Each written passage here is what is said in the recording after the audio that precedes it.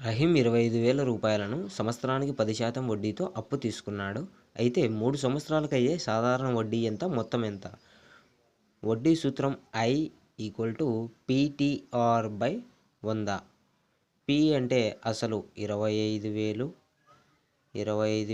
Into T అంటే కాలము 3 సంవత్సరాలు 3 ఇంటూ R అంటే వడ్డీ పర్సెంటేజ్ 10/100.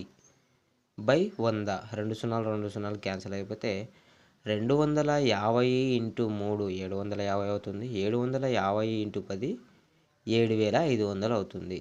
అంటే వడ్డీ అనేది 7,500 అవుతుంది. మనకు మొత్తం ఎంత అన్నాడు. మొత్తం కనుక్కోవాలంటే అసలు ప్లస్ వడ్డీ కలిపితే మొత్తం వస్తుంది. అసలు 25,000 ప్లస్ వడ్డీ 7,500 రెండు కలిపితే 32,500 అవుతుంది.